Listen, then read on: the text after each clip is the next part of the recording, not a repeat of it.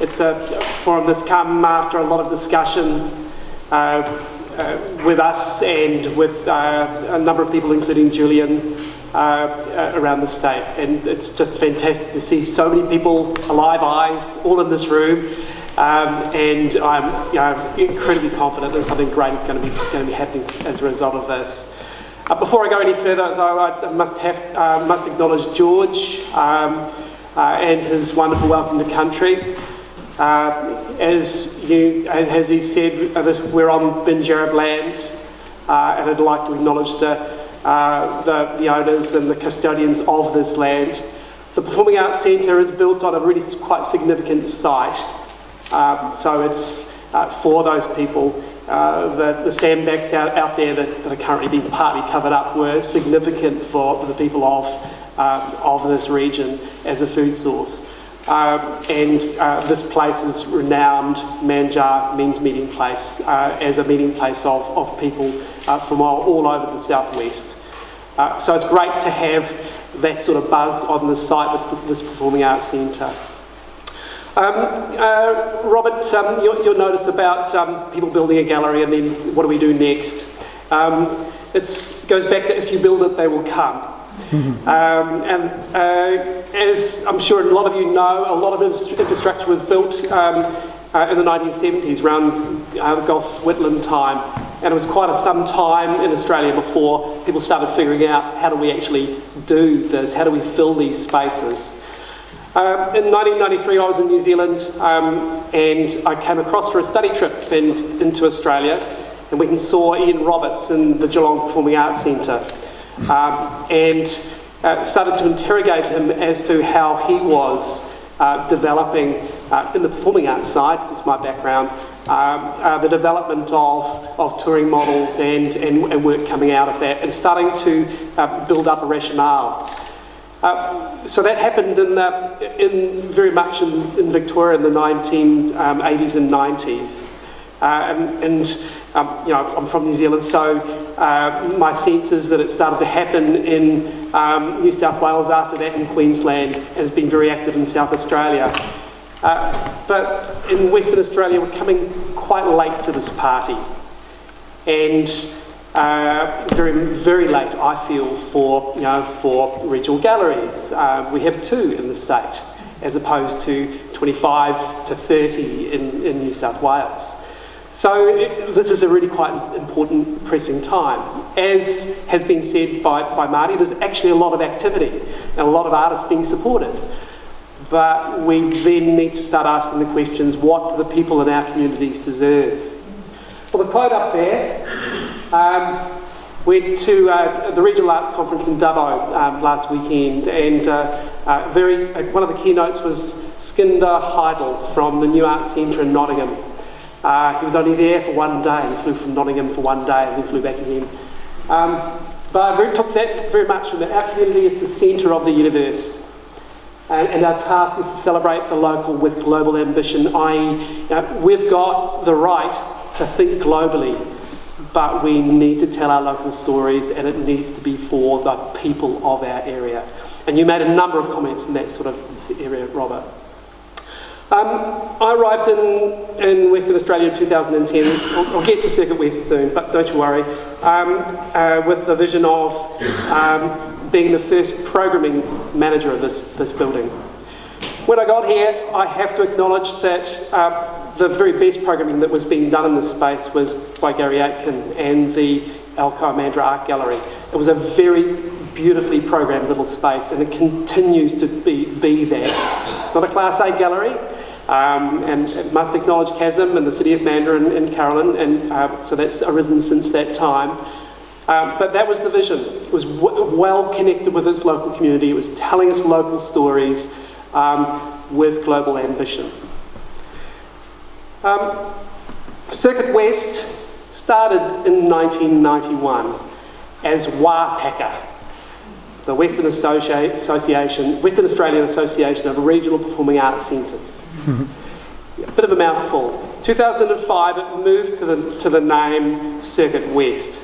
It moved away from all of the other performing arts centre organisations that are around the state, APACA, NAPACA, INAPAC, It just goes on. And CircuitWest was the right name, but it's had a lot to do. It really didn't really start to meet its needs until about 5 or 6 years ago, when it started to say, okay, well, this state is too vast for us to focus on regional performing arts centres is just not enough. It's not an ecology, right? What we actually need are the connections with the people all over the state. Okay, and performing arts is one part of the partnership. That's the focus on the audience. But what you also need is the focus on the artist. So you actually need to have the producers in the room at the same time. And there was no Performing Arts Producers Association in the state, and there still isn't. So we started inviting them to be part of that discussion. And the state, 85% of the population of the state lives in Perth. Okay, 15% Mandurah. We're about to be subsumed by Perth, obviously, is the biggest city. So if we just focus on regional, we're not going to get anywhere. The state is too vast. So we've actively invited metropolitan performing arts centres and producers to be part of our conversation. And then started to think in terms of, okay, what are our real needs?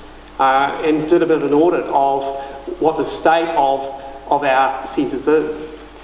Well, in some places we have people employed on 5 hours a week to run their performing arts centre. Now, 5 hours a week, you can really only just open the door and change the toilet paper. That's all you can really do, right? So we've got quite a big conversation that needs to be had. Quite a lot of our performing arts centres are in local government. This centre isn't. We have we're an incorporated association with a core funding agreement with our local government, our City of Mandurah, which is fantastic. But in a lot of situations, at 5 hours a week, you've got a person who's not even at an administrator level, let alone middle management of their local government. So, okay, well, we've invited the producers on board and the Metro Performing Arts Centres on board. So now we need to start inviting local government on board, because they're the key people as part of this conversation. So as a part of that ongoing situation, we felt we needed to get involved with professional development. So CircuitWest professional development is a key part of what we're delivering. We then went from there with a couple of associations developing a tour to get involved with community engagement. Typically, performing arts centres, what can often happen is you bring work from over east and you put it on in your space and you open it up and you get the bar going and you take a bit of revenue across the bar and you try and sell a few things afterwards and then you shovel people out again. The problem with that approach, being a receiving house, is you're not building your connections with your local community and you're not developing your audience. So therefore we have made community engagement a key part of what CircuitWest is known for, and now we're kind of known across the country for the quality of community engagement practice that we are delivering across the country.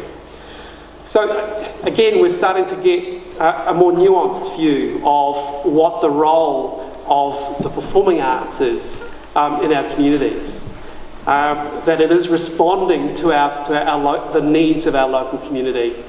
And it's not just helicoptering in the Sydney Dance Company, as good as they are, but it's also finding ways that local people who are interested in dance can go and meet these people and can be engaged with workshops and can show their work to Raphael Bonicello. So you can see that we're starting to engage back into this vision that Skinder put to me at Dubbo last week. The transition, because in 2005 when CircuitWest was changed its name, is very much a voluntary network. I took over as chair 5 years ago. And at that stage, we were still a voluntary network, and we were all doing engaging with the professional development and ongoing needs of the organisation on top of our day jobs. Some of them are a bit busy. So, in partnership with the Department of Culture and the Arts, we developed an approach to touring, which is the pilot touring project. Ricky was in the position at DCA at the time, and explored the development of community engagement with Western Australian work and touring for that. That became, through the work of DCA, a touring fund.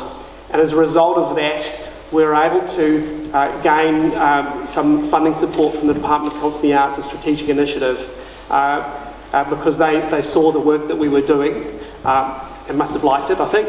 And so we were able to employ, about 3 years ago, part-time an executive officer, Ryan Taff. And since then, we've then had the Creative Regions program come on board.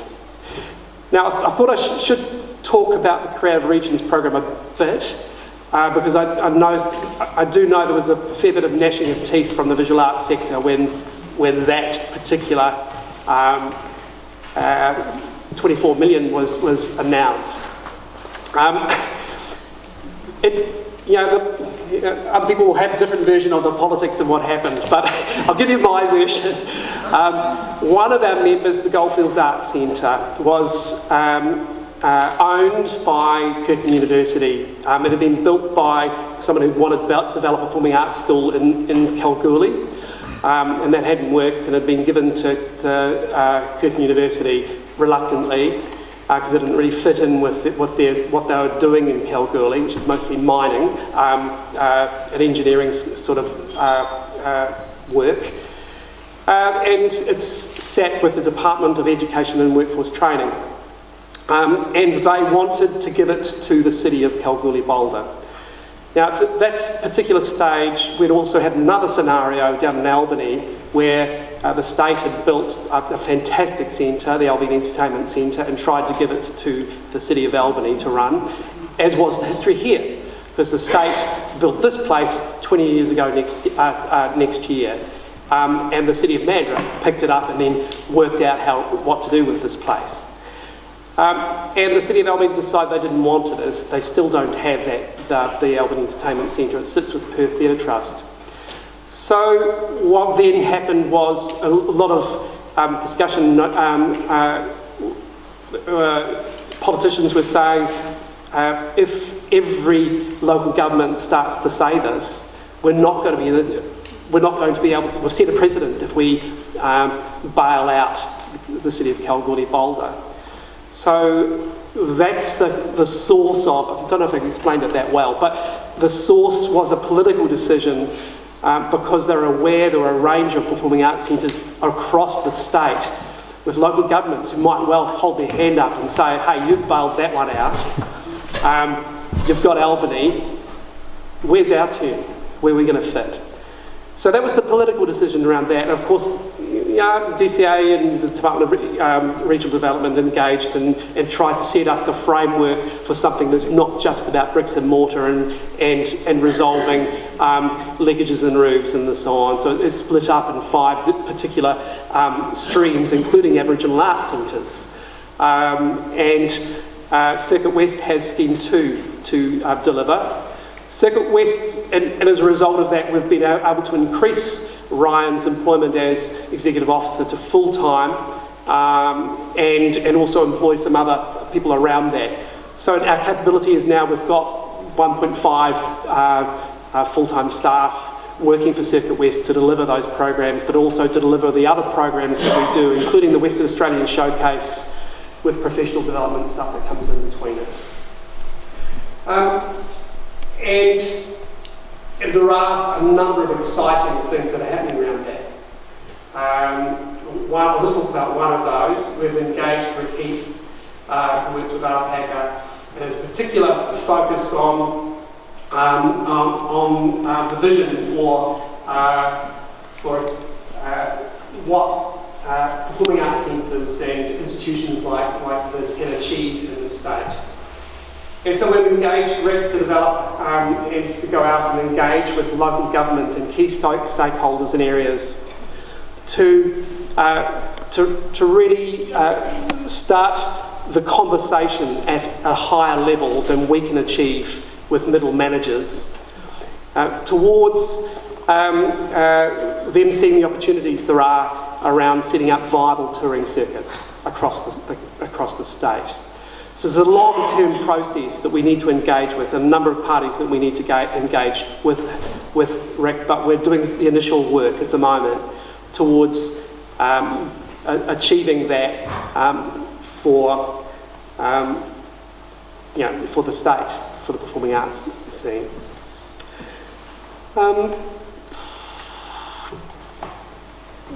Probably, I'm happy to take questions when we get to the Q&A, but I hope that's given you a bit of a feel for where CircuitWest is at now. There's so much to do in the state.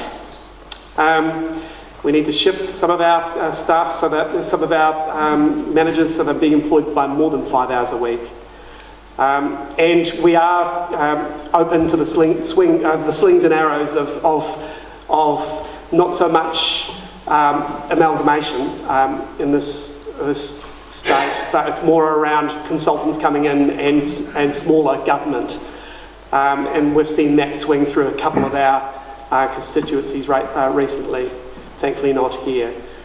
So we do need to have ongoing conversations across a number of different levels. We can't just be talking to our community.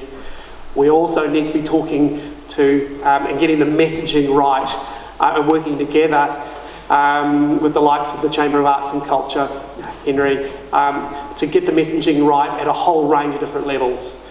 Otherwise, we're always going to be on the back foot. Any excuse to go back to rates, rubbish and roads and close down galleries and performing arts centres will be picked up at any opportunity. Right, thanks very much.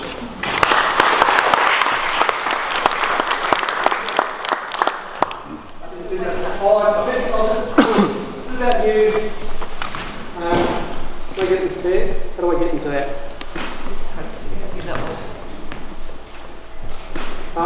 No? Can you? Yeah. Okay. This is a website that we've had ready for 3 months, but sadly the Minister hasn't signed off on it yet. Wonderful to get it up, but you're seeing it first. If you want to go into directory,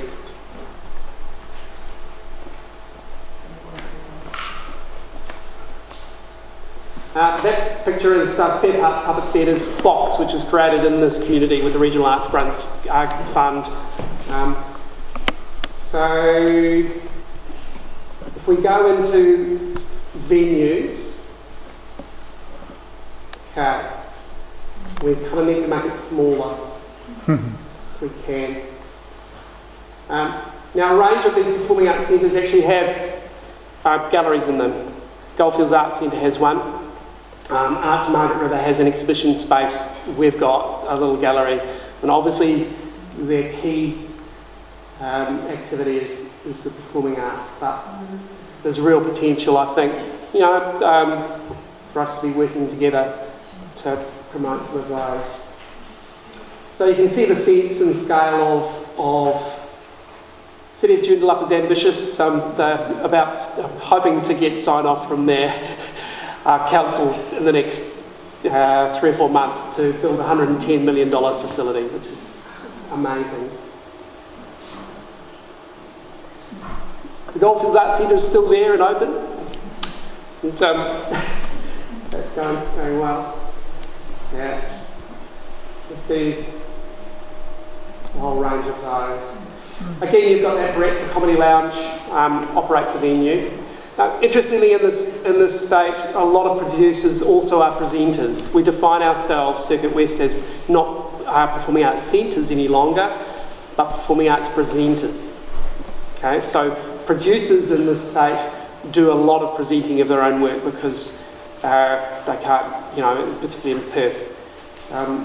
That's the only way they can get it up. So, if you go back up to the top, go into the producer's side, there's not as many as I'd like. You've got some of the major companies and some of their artworks there. Okay.